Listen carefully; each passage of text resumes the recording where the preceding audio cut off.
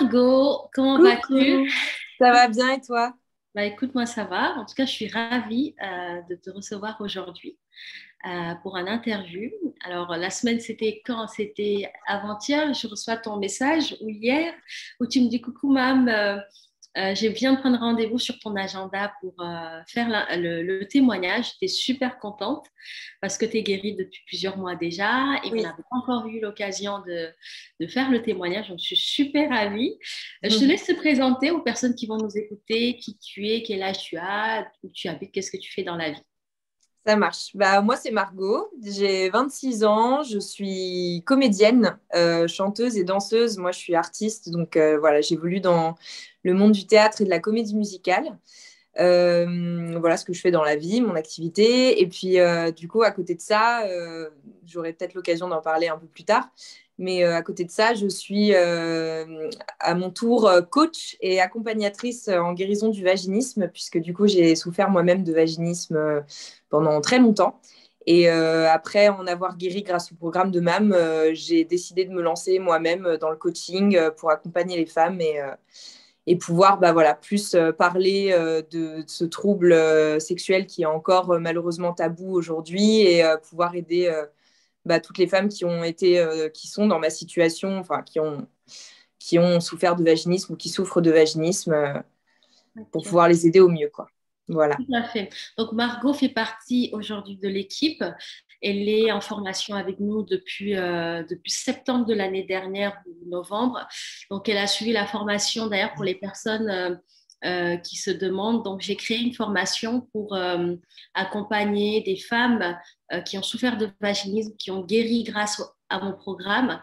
Et en fait, j'ai senti que ces femmes avaient aussi ce désir-là après leur guérison, d'accompagner et d'aider d'autres femmes. Donc, j'ai eu l'idée l'année dernière de créer une formation pour leur donner tous les outils, les bases, en tout cas tout ce qu'il faut en termes de posture, de savoir-faire, de savoir-être pour qu'à leur tour, elles puissent accompagner d'autres femmes. Donc, pour les personnes intéressées, n'hésitez pas à envoyer un message à ce sujet. Donc, dis-nous, Margot, qu'est-ce que tu avais entrepris, toi, avant de nous découvrir? C'était quoi Qu'est-ce que tu faisais par rapport à ton vaginisme avant de tomber sur le programme, sur nous? Alors, avant de tomber sur le programme, je faisais pas grand-chose par rapport à ça parce que du coup, moi, pour remettre un peu le contexte de mon histoire avec le vaginisme, je pense que j'avais un vaginisme primaire à la base. Donc, je me souviens d'épisodes où quand j'avais 14-15 ans, que j'ai eu mes premières règles, où mettre un tampon, c'était pas seulement une difficulté, mais quelque chose qui provoquait chez moi un stress qui venait de je ne sais pas où en fait. C'est-à-dire que vraiment j'avais des réactions mais qui étaient super fortes pour juste ne pas réussir à mettre un tampon et ça devenait quelque chose de psychologiquement très très fort où j'avais une réaction où je me mettais à avoir des crises d'angoisse. Enfin voilà, j'étais vraiment pas bien par rapport à ça. Mais c'est des épisodes où souvent, voilà, les parents, ils essaient de rassurer. Enfin, surtout ma maman, elle était souvent en mode, bon, c'est pas grave, c'est parce que tu es jeune, on réessaiera plus tard, c'est peut-être aussi parce que tu n'as pas eu ta première fois, du coup ça ira mieux après. Enfin voilà, elle essayait de me rassurer avec des choses comme ça. Et moi, du coup, j'ai en fait pendant 10 ans évolué, enfin en tout cas pendant 9 ans, on va dire, puisque du coup la dernière année, j'arrivais à mettre un mot dessus. Mais pendant 9 ans, j'ai évolué avec ce vaginisme en ne sachant pas ce que c'était. Je ne pouvais pas mettre de mots dessus, je ne pouvais pas m'identifier avec d'autres femmes, c'est-à-dire que pour moi, j'étais la seule femme à avoir ça sur Terre et je ne savais pas ce que j'avais et personne n'était capable de me dire ce que j'avais. Du coup, je me sentais assez seule. Après, disons que ça m'a jamais vraiment posé problème plus que ça pendant des années parce que j'avais un peu des flirts avec des garçons ou quoi, mais j'étais pas vraiment dans une relation. Voilà, donc j'arrivais toujours un peu à esquiver le truc et à prendre les propos rassurants que ma mère m'avait donnés comme t'es juste pas tombé sur le bon ou t'inquiète pas, ça va arriver, mais c'est juste que c'est pas la bonne personne. Enfin, j'essayais de me rassurer avec ces choses-là. Et comme j'étais pas sur des relations avec les garçons où j'étais dans quelque chose où j'allais construire quelque chose de sérieux, j'évitais le problème souvent. Enfin, voilà, ça me posait problème pendant un mois, 2 mois, et après, Après, l'histoire, entre guillemets, l'aventure se finissait et du coup, je remettais ça de côté, quoi.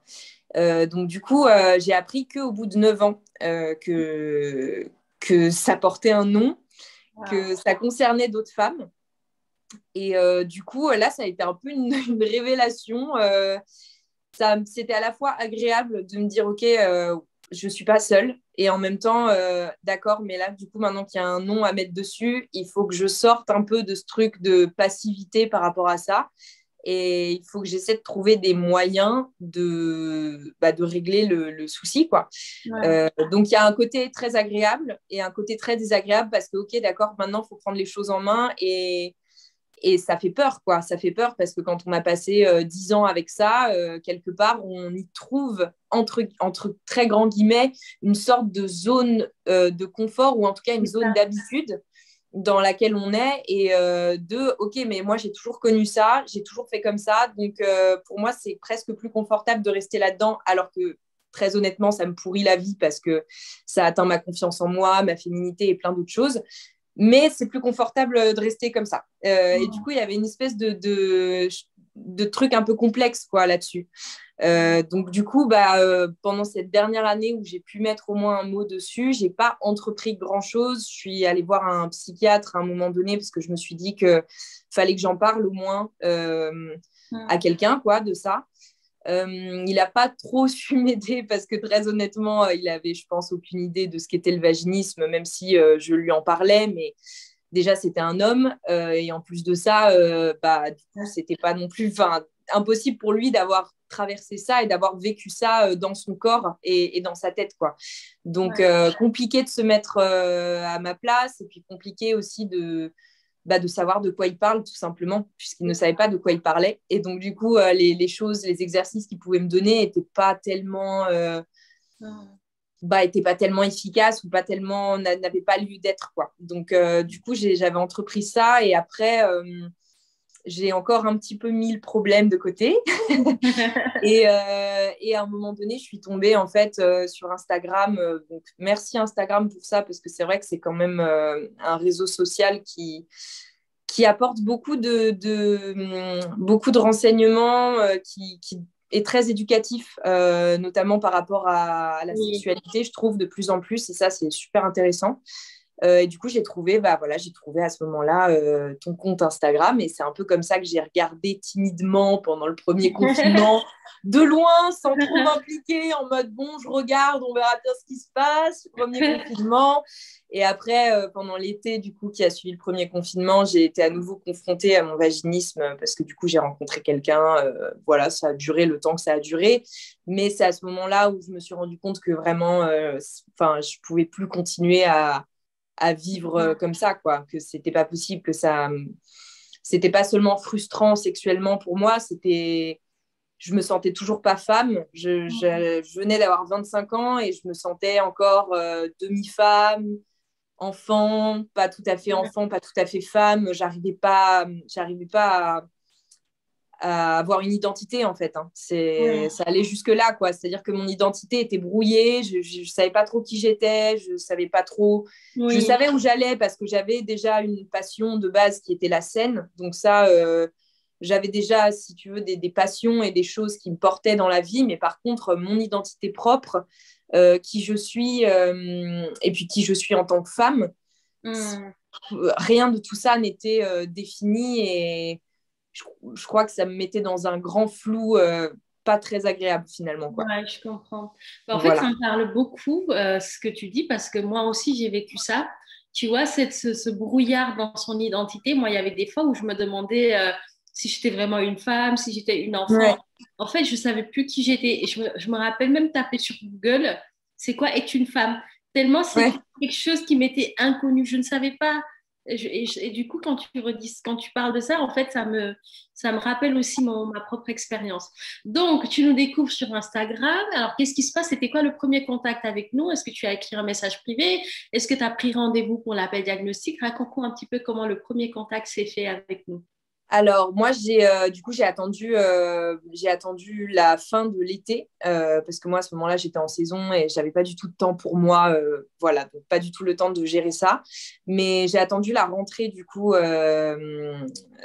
donc après ma saison. Et j'ai directement, en fait, je me suis un peu replongée dans le Instagram. J'ai un peu regardé encore, voilà, histoire de me dire, OK, je prends toutes les infos que je peux prendre.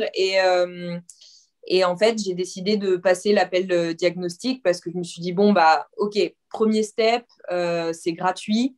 C'est 45 minutes avec quelqu'un dont, enfin voilà, c'est juste un appel, ça coûte quoi?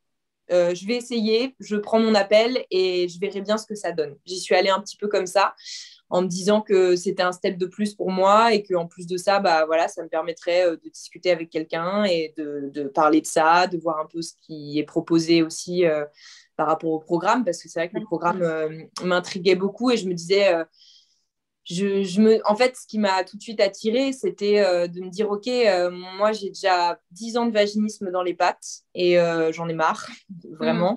Et je me vois pas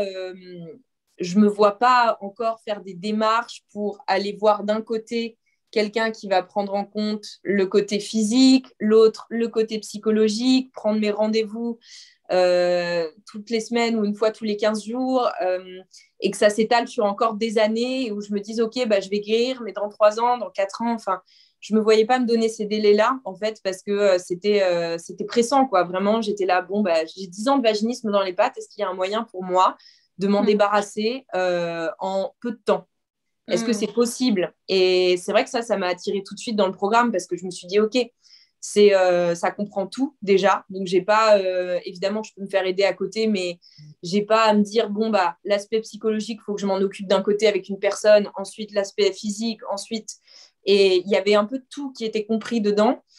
Et surtout, c'est vrai que le programme Guérir en 3 mois, bah, ça m'attirait parce que je me suis dit, OK, ouais, si je peux guérir en 3 mois ou moins, eh ben, j'ai complètement envie de faire ça. J'ai pas envie que ça me prenne encore des années. J'ai juste envie de kiffer ma vie, quoi. Donc, donc voilà. Du coup, ça m'a complètement poussée à passer l'appel diagnostic. Et puis après, en fait, les choses se sont faites. J'ai senti très rapidement que c'est ça qu'il fallait que je fasse, quoi. Qu'il fallait que je le prenne en main et qu'il fallait que je me mette un objectif et qu'en 3 mois, ça allait pouvoir être réglé. Et effectivement, ça l'a été et ça a débouché sur plein d'autres choses très, très belles derrière, quoi. Donc, Yes. voilà. Yes. Franchement, je suis super contente pour toi et émue, surtout que je sais ce qu'il y a derrière. Tu pourras nous en parler Oui. tout à l'heure. Et tu as dit vraiment des choses super intéressantes. Tu vois, cet appel-là, c'est vraiment un step en plus, tu vois. Ouais. Parce que rester sans rien faire, c'est un peu encore être dans cette passivité. Alors que quand on fait cet appel, peu importe comment ça se passe, si on y va ou pas, au moins on a fait, tu vois, ce Ouais, pas de c'est clair. plus en fait, tu vois. Et je me dis des fois en disant aux femmes, prenez cet appel, ça vous engage en rien, mais je vous assure que dans votre tête, il y aura une étape qui va être faite. Oui. C'est-à-dire que vous dites que, ouais, j'ai fait ça et ça fait du bien quand on a un problème et qu'on fait un pas de plus vers, tu vois, vers l'action, vers ce qu'on désire, bah, il se passe quelque chose dans notre tête, un mini déblocage de, oui, c'est possible. Et on commence à croire que c'est possible. Parce qu'il y a des femmes qui sont bloquées dans le fait que non, je ne vais pas y arriver, c'est pas possible pour moi, et qui vont même trouver le fait de prendre l'appel, qui vont dire il n'y a pas de sens que je prenne cet appel parce que je vais pas y arriver. Et en fait, ce doute-là, c'est normal, mais il ne faut pas le laisser s'installer. Et vraiment se dire que si Margot, elle a réussi à guérir, comment j'ai réussi à guérir, et que tous les témoignages que vous voyez de femmes qui étaient comme vous il y a quelques mois, quelques années, qui ont réussi à guérir, c'est que vous aussi, vous pouvez le faire et vraiment faites-vous confiance, vraiment.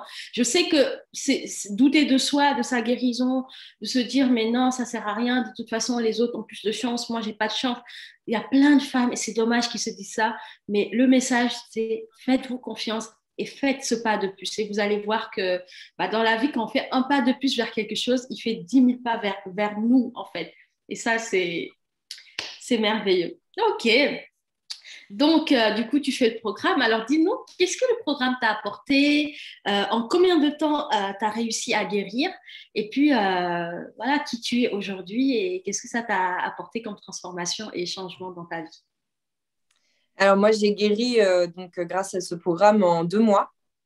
Voilà, j'imaginais même pas, j'avais mis une date de guérison. Du coup, j'avais été un petit peu motivée par ma coach pour mettre une date de guérison avant les 3 mois, parce que moi, je m'étais dit, j'ai commencé le programme, j'étais là, bon, bah, je démarre mi-septembre, je vais finir mi-décembre, quoi. Et elle m'avait dit, bah, et si tu finissais mi-novembre? Et j'étais là, ouais, quand même, elle exagère et tout. Et bon, j'ai quand même mis une date mi-novembre. Et effectivement, j'ai guéri 3 jours après ma date, la date que j'avais fixée, quoi. Donc, comme quoi, c'est vrai qu'en se fixant des objectifs aussi à court terme, ça pousse et ça peut motiver énormément aussi à se dépasser, quoi. Et donc, voilà, donc j'ai guéri en 2 mois. Et ce que ce programme m'a apporté, c'est une nouvelle vie, en fait. Enfin, c'est une nouvelle vie, c'est énormément de... C'est déjà de me sentir femme, enfin. De me sentir femme, de m'intéresser enfin à la sexualité. C'est pas que je m'y intéressais pas avant, mais c'est que je me le permettais pas parce que j'ai toujours été mal à l'aise par rapport à la sexualité quand il y avait des conversations avec mes amis avant ou des choses comme ça, parce que je savais que j'étais différente et que je n'étais pas en pleine possession de mon corps parce qu'il me permettait pas de faire certaines choses et que ça me frustrait. Donc forcément, j'étais dans un rapport pas très cool avec voilà, les discussions sur la sexualité, alors que maintenant, en fait, c'est un sujet qui me passionne. J'adore en parler avec mes... D'ailleurs, même parfois des gens en soirée que je connais pas plus que ça, mais parce que la discussion se lance et en fait, chacun a des choses à dire super différentes et c'est hyper intéressant. Ça m'a apporté beaucoup de confiance en moi, mine de rien, même si évidemment il y a d'autres aspects personnels que je traite encore, parce que la confiance en moi et moi, c'est un éternel travail. mais en vrai, voilà, ça m'a apporté beaucoup, beaucoup de joie aussi. À la base, ce qu'il faut savoir, c'est que moi, je suis passée par des très grosses périodes entre mes 18 et 25 ans. Du coup, j'ai guéri à 25 ans et je suis passée par des très grosses périodes d'anxiété, voire des épisodes dépressifs pendant des mois et des mois. Et du coup, j'avais un état d'esprit qui fonctionnait beaucoup sur le négatif. Je voyais énormément tout ce qui n'allait pas, tout le négatif, j'arrivais à l'absorber de manière très très facile. Le positif était très loin sur la balance, enfin en tout cas pesait pas beaucoup, quoi. Et en fait, mon état d'esprit a totalement changé et aujourd'hui, je vois beaucoup plus ce qui est positif que le négatif. Évidemment, ça ne veut pas dire que maintenant la vie elle est toute rose et que tout va bien tout le temps, hein, bien sûr, mais en tout cas, c'est un fonctionnement du cerveau différent. Et c'est beaucoup plus intéressant, enfin, c'est beaucoup plus déjà, on vit de manière plus légère aussi, c'est beaucoup plus reposant, quoi. Et ça m'a apporté aussi, ce programme, ça m'a apporté énormément d'outils. C'est-à-dire que c'est pas non plus définitif ce qu'on fait, c'est-à-dire que le travail qu'on commence avec le programme, évidemment, il y a une guérison qui se fait, mais derrière, après, moi, je me suis trouvée à continuer le développement personnel parce qu'en fait, ça m'intéresse maintenant et que je trouve ça passionnant aussi. Du coup, c'est des choses que je continue à faire. Je m'intéresse à... Ça m'a ouvert les vannes aussi à ce niveau-là. Il y a plein de sujets qui me paraissaient flous ou très lointains avant. Et aujourd'hui, le développement personnel m'a amené plein d'outils. C'est-à-dire que quand j'ai des moments down aussi aujourd'hui par rapport à d'autres choses que ma sexualité ou quoi, j'ai des outils pour sortir de ça et pour aller mieux. Et il y a plein de... Ouais, ça m'a apporté énormément de choses en fait, hein. Plein de trucs. Ça m'a amené aussi le fait que je fasse une formation et qu'aujourd'hui je me retrouve coach et accompagnatrice en guérison du vaginisme. Voilà, ça m'a amené énormément de choses, plein de belles choses. Voilà. En fait, on pourrait même pas tout dire parce qu'il y a tellement de choses, mais moi, tu vois, ma guérison et tout le travail derrière que j'ai entrepris, et puis comme tu dis, ça ouvre vraiment un champ des possibles, ça ouvre les vannes, ça ouvre l'esprit sur plein de choses auxquelles avant on ne prêtait pas attention, juste parce que des fois on ne savait même pas que ça existait, tu vois. On n'avait même pas l'information, tu vois. Moi, il y a plein de choses aujourd'hui, quand je compare ma vie aujourd'hui et ma vie à 10 ans, je me dis waouh, quel chemin! Parce que tout ce que je fais aujourd'hui, tout ce que j'entreprends, comment je travaille sur moi, les outils que j'ai, les pratiques, les personnes. Enfin, il y a 10 ans, c'était le jour et la nuit. Ouais, c'est clair. j'avais une nouvelle paire de lunettes, en fait, pour voir la vie, les choses différemment. Et ça, c'est vraiment chouette. Et tu vois, franchement, ça, je le souhaite à tout le monde. Parce que moi aussi, j'ai eu des périodes de ma vie où vraiment dépressif, pas bien, très négative, angoissée, stressée, où tout était sombre, en fait. Et tu vois, aujourd'hui, j'ai l'impression que ma vie, c'est bon, le soleil, mais c'est vrai qu'il y a des moments down aussi qui reviennent. Mais même ces moments-là, on les traverse maintenant plus facilement et plus rapidement. C'est-à-dire qu'on n'est pas en train de dire que tout va bien, tout est rose, tout va bien. On a encore des challenges comme tout le monde. On a des vies aussi, des fois, voilà, c'est moins fluide que d'habitude. Mais même ces moments avant, tu vois, ça pouvait me laisser déprimée pendant des jours, voire des semaines. Ouais. Maintenant, c'est une journée, allez, hop, ça y est, c'est arrivé, je sais comment gérer, j'ai mes outils pour aller mieux, et hop, voilà, je passe à autre chose très facilement. Je vais passer à autre chose. Alors qu'avant, pour sortir d'un truc, pour passer à autre chose, c'était c'est clair. très compliqué. Je me rappelle, j'avais des copines qui me disaient, mais c'est bon, maintenant, passe à autre chose. Ça fait déjà 2 semaines que cet événement s'est passé, mais c'était dur. Alors que maintenant, tu vois, dans la même journée, je peux shifter, switcher sur différentes émotions. Et là, franchement, là, on reprend son pouvoir. On se sent vraiment en pleine possession de son pouvoir personnel et on sait que nos émotions ne nous drivent pas et qu'au contraire, on peut agir dessus pour changer rapidement, par exemple, de l'angoisse ou de la tristesse vers de la joie. Et ça ne veut pas dire qu'on ne veut pas ressentir les émotions négatives, mais même dans le fait de les accepter et de les ressentir, on est dans une autre énergie, c'est complètement différent. Donc ça, c'est vraiment cool. Et puis, comme tu dis, on se sent femme, on se sent plus libre, on s'intéresse plus à la sexualité, on explore davantage. Et puis, en étant comme ça, on attire des opportunités. Regarde là, tu me disais le fait que tu as un nouveau chéri, exactement, en plus, qui est dans le même domaine professionnel que toi. Et je suis sûre que, tu vois, c'est parce que tu as eu un état d'esprit positif et que tu as switché au niveau de ton focus, en fait, que tu as pu appliquer ces occasions-là en restant la Margot négative que tu étais. Jamais de la vie, tu aurais pu même attirer ce type d'homme, en fait, tu vois. Donc, enfin...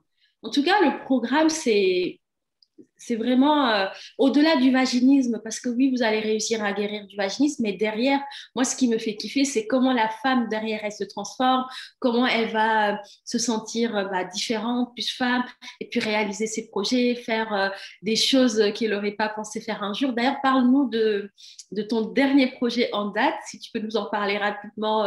Ouais, bien sûr. Voilà, ça fait partie des choses aussi que le programme m'a amené. Hein. C'est que je pensais jamais que j'allais écrire une chanson. Alors, j'en ai écrit plusieurs, mais disons que la première sur laquelle je suis en train de travailler là en tant que dans la composition, je travaille pas toute seule. Hein. D'ailleurs, je suis entourée. Enfin, je travaille en binôme avec mon chéri sur ce titre-là qui compose pour moi. Et cette chanson s'appelle Yoni. Et c'est probablement le premier morceau que je vais sortir. Et très honnêtement, je pensais jamais que j'allais écrire une chanson sur l'appareil féminin et sur notre rapport justement à ce yoni qui est situé entre nos jambes et qui est à la fois quelque chose de merveilleux et qui en même temps nous met dans des situations parfois de conflit avec parce que parfois on l'aime pas, parfois on le trouve pas beau, parfois il est douloureux dans le cas du vaginisme, mais il peut être aussi source de plein de belles choses, de sensations incroyables, de plaisir. Il peut être magnifique. Voilà, donc c'est quelque chose, c'est une chanson qui parle de tout ça, qui parle de ce rapport à la fois conflictuel et à la fois complètement magnifique, donc avec cette partie-là de notre corps qui finalement est un peu le socle de tout, quoi, parce que ça reste notre centre. C'est de là que part notre énergie aussi féminine. Et c'est une chanson qui parle de ça. Et je ne pensais pas du tout écrire une chanson un jour là-dessus. Et il se trouve que du coup, c'est le premier titre sur lequel je travaille et j'ai vraiment hâte de le sortir parce qu'il est magnifique et j'espère qu'il y a plein de femmes qui pourront s'identifier à cette chanson, quoi. Yes, Voilà. J'ai hâte de l'écouter et bravo pour cette belle réalisation. Franchement, je suis super fière de toi et contente pour ce super beau projet. Alors, tu sais qu'il y a des femmes qui vont écouter cette interview, qui Oui. vont se reconnaître et qui vont se dire waouh, j'aimerais tellement devenir comme Margot aujourd'hui, de voir ta transformation, ton changement en l'espace d'un an, en fait. En un an, tu es devenue une nouvelle femme et qui vont douter, tu vois, qui vont se dire est-ce que c'est fait pour moi ce programme, qui vont douter, qui vont avoir peur d'investir en elles. Tu vois, clairement là, ça va être une vraie question, ou qui vont se dire oui, mais elle a trop de chance. Qu'est-ce que tu dirais à une femme qui doute à rejoindre ce programme? Est-ce que toi, tu as douté à un moment donné juste avant de t'inscrire? Et qu'est-ce que tu pourrais lui dire pour lui donner la force vraiment de se prendre en main et de ne plus rester dans la case victimisation, se trouver des excuses, parce que c'est ça aussi le problème. Et aujourd'hui, moi, dans mon discours, je suis devenue claire maintenant sur ça. Je peux comprendre, mais à un moment donné, les filles, si vous voulez guérir, il faudrait passer à l'action, reprendre votre pouvoir, investir sur vous, c'est hyper important. Et il y a plein de femmes qui pensent que les choses vont arriver comme ça, qu'elles vont prendre des choses gratuites à gauche, à droite. Elles vont jamais vraiment s'investir pleinement et s'engager dans leur processus de guérison. Qu'est-ce que tu leur dirais, toi, aujourd'hui, après ton parcours? Alors, je leur raconterai d'abord que je suis passée par là. Donc, moi, les doutes, je les ai eus plus d'une fois. Hein. Quand j'ai démarré le programme, j'étais déjà quand j'ai passé l'appel, c'est vrai que voilà, j'étais un petit peu en retrait. Je me disais bon, je vais tenter, ok, je passe à l'action une fois sur cet appel-là et puis on verra ce que ça donne. Mais j'étais pas du tout convaincue que j'allais rejoindre le programme. J'ai fini par le rejoindre parce que du coup, bon, j'ai eu un petit peu de soutien aussi. Ça, c'est vrai que ça m'a aidé. J'ai ma mère en qui j'ai une très, très grande confiance qui m'a dit je crois que c'est la bonne chose. Je crois qu'il faut que tu fasses ça. Donc, c'est vrai que ça m'a beaucoup aussi aidé dans ce sens-là parce que c'est quelqu'un en qui j'ai grande confiance. Wow. Et en fait, oui, au début, évidemment que j'ai douté et que je me disais je suis pas sûre de pouvoir guérir. Ok, 3 mois, bon, ça me paraît un petit peu utopique. Et en fait, ce qui m'a convaincue petit à petit, c'est que j'ai vu la richesse du programme déjà sur la plateforme. Je me suis dit, OK, il y a des piliers pour chaque catégorie de choses sur lesquelles on va travailler. C'est super complet. J'ai une coach qui est super motivée, qui est là en cas de besoin. Si j'ai besoin de conseils, si j'ai besoin de soutien, elle est là. Et surtout, j'ai compris très rapidement aussi, je me suis mis une discipline et j'ai compris que c'était effectivement en se mettant des objectifs sur un court terme que déjà on allait pouvoir passer à l'action rapidement. Mais un peu comme si on préparait un marathon, quoi. C'est bête, mais tiens, il y a un marathon dans 2 mois. OK, qu'est-ce que je vais mettre en place pour être prête pour ce marathon et pour arriver à mon objectif dans les 2 mois qui viennent? C'est quoi 2 mois dans une vie? C'est pas grand-chose finalement. Et ce truc-là, il me pourrit la vie depuis 10 ans et je peux le dégommer en 3 mois. Mais oui, OK, bon.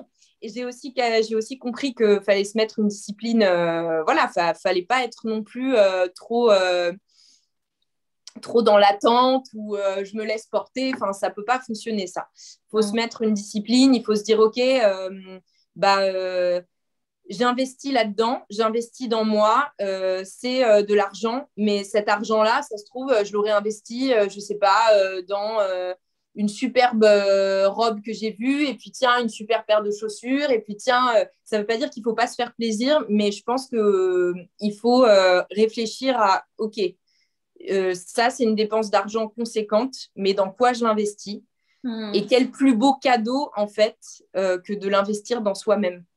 C'est-à-dire que là, c'est quelque chose qui va changer votre vie, c'est quelque chose qui va changer votre sexualité, votre quotidien, qui va vous faire vous sentir femme, qui va vous faire prendre confiance en vous et qui va vous apporter derrière tellement de choses que le prix, finalement, on s'en fout. Enfin, on s'en fout. Je sais que ça peut faire peur au début, mais très honnêtement, quand on voit les résultats et quand on voit ce que ça nous apporte derrière, c'est anecdotique. C'est vraiment anecdotique. Et je pense que, ouais, au bout d'un moment, il faut juste se dire, d'accord, je choisis d'investir dans ma personne plutôt que d'investir dans du matériel. Alors, évidemment, sauf si c'est du matériel super urgent, mais je pense qu'il faut replacer ses priorités aussi, quoi. C'est ça. Et se dire, d'accord, ma priorité du moment dans ma vie, c'est le vaginisme. Je veux en guérir. J'investis, je mets toute l'énergie qu'il faut dedans et j'investis ce que j'avais comme argent pour m'acheter un truc qui finalement m'est peut-être pas si utile que ça. Ou voilà, je l'investis là-dedans pendant les 3 prochains mois. Et après, on verra. Après, j'achèterai les trucs que je voulais acheter à la base, machin. Mais là, pour l'instant, mon objectif du moment, c'est ça. Et pendant 3 mois, c'est pas autre chose. Et je pense qu'avec cette discipline-là, c'est pas possible de pas réussir. C'est pas possible de pas guérir. Pour moi, il y a pas de secret, quoi. Il faut juste être super motivé, se faire un emploi du temps un petit peu carré. Moi, je suis pas la reine de l'organisation à la base et j'ai réussi. Donc, je pense que tout le monde peut le faire parce que moi, en termes d'organisation, je suis nulle. Hein, je le dis, voilà. Mais je suis artiste, moi. Je travaille pas dans un bureau, je suis pas cadrée, je suis là, je rêve, voilà. Mais du coup, ouais, non, c'est à celles qui doutent, je dirais juste que on peut, avec de la motivation et en croyant en soi et en croyant en sa guérison, on peut déplacer des montagnes, quoi, vraiment. Mais vraiment, hein, et je sais que c'est difficile d'y croire au début, mais justement, il y a, en fait, le premier pilier du programme, c'est sur l'état d'esprit. Et c'est pas pour rien que c'est le premier pilier du programme. C'est parce que, en fait, souvent, on a un état d'esprit qui est un peu récalcitrant à ces trucs. Il est là, genre, non, mais ça, c'est pas possible. Les affirmations positives, c'est débile. Enfin, moi-même, au début, hein, j'étais là, mais les affirmations positives, ça n'a pas fonctionné sur moi. Et au début, faut un peu se forcer à écrire ces phrases, à se les dire. Et en fait, au bout d'un moment, le cerveau, il finit par se modifier un petit peu, modifier la façon dont il fonctionne. Et c'est comme ça qu'on finit par croire que oui, les affirmations positives et que oui, aller dans ce sens-là, ça va fonctionner en fait. Exactement. Mais vous êtes au bon endroit parce que vous êtes aidé, parce que vous avez que des femmes autour de vous, donc y compris votre coach, mais les autres coachs aussi de l'équipe, hein, qui sont toutes passées par là et qui ont toutes pu le faire. Donc, si elles ont pu le faire, il n'y a pas de raison que vous puissiez pas. Oh, vous êtes pas, mais oui, mais vous êtes tout aussi exceptionnel que toutes les autres femmes qui existent sur cette terre, donc il n'y a pas de raison que vous y arriviez pas, quoi. Voilà, faut juste les bons ingrédients, de la motivation, investir dedans, continuer à y croire, même si parfois on n'y croit plus du tout, se dire si j'y crois, si, je vais faire mes exercices, je vais faire mes trucs, et voilà, et même si parfois le chemin il est un petit peu compliqué. On continue à avancer quand même, c'est pas grave. Le chemin, il est sinueux, mais on met un pied devant l'autre et on y va et il n'y a pas de raison que ça ne fonctionne pas, quoi. Super, franchement, j'ai rien à rajouter. Tu as vraiment tout dit. C'était complet, c'était précis et j'entends dans ce que tu dis cette notion de priorité, de croire en soi et de se dire que vous n'êtes pas seul. Donc vraiment, pour toutes celles qui vont écouter cette interview, vous n'êtes pas seul. Croyez en vous et surtout décidez de changer les choses en fait et d'en faire votre priorité et surtout d'investir en vous. C'est vraiment le plus beau cadeau, mais vraiment que vous pouvez vous offrir. Et c'est vrai que c'est pas quelque chose qui est inné. Tu vois, moi, c'est une compétence que j'ai appris, tu vois. C'est pas évident pour moi d'investir en moi. Je savais même pas ce que c'était. Acheter des robes, voilà, se faire plaisir en achetant des choses, du matériel, ok, mais investir sur moi quelque chose d'immatériel, donc coaching. Tu vois, ça peut faire bizarre. On se dit, mais ok, tu sais, quand tu achètes une robe, une paire de chaussures, un téléphone, tu le vois, c'est matériel. Donc, mais l'investissement sur un accompagnement, un coaching, c'est tellement plus valeureux que du matériel. Alors, comme tu dis, on n'est pas en train de dire qu'il ne faut pas se faire plaisir, c'est important, mais de vraiment te dire aujourd'hui, c'est quoi ma priorité? Qu'est-ce qui est vraiment important et vers quoi je dois mettre mon focus pour derrière, après, être plus heureuse, être plus libérée, être plus harmonieuse, voilà, changer complètement et s'épanouir surtout dans sa sexualité et tout. Après, tout arrive. Pour les personnes célibataires, on va attirer le chéri. Pour les personnes qui, au niveau professionnel, se cherchaient un petit peu, tout s'aligne en fait pour être vraiment dans une forme d'harmonie. En tout cas, merci beaucoup Margot pour ce chouette, super interview. Franchement, je me suis régalée à t'écouter et ça me fait tellement de bien et ça donne du sens à mon travail de voir que à 1 an, tu es vraiment devenue la femme que tu es aujourd'hui. Tu rayonnes, tu es puissante, tu es sûre de toi, tu es belle, tu es waouh, intelligente. Enfin, vraiment, tu es dans ton plein potentiel. Donc, je te souhaite le meilleur de continuer dans cette lancée et tu vas voir dans 1 an, tu seras encore une nouvelle femme et à partir de maintenant, ça ne peut que aller de mieux en mieux, encore plus haut, encore plus loin et je te souhaite de réaliser tous tes rêves, de t'épanouir dans ta nouvelle mission d'accompagnatrice et à ton tour aussi d'inspirer et d'aider encore plein de femmes. Voilà, c'est tout ce que je te souhaite. Et merci pour ton temps, merci pour cette interview. Je t'embrasse. Merci beaucoup, Mam. Et au revoir à toutes les personnes qui nous rejoignent dans un prochain interview. Allez, ciao. Ciao.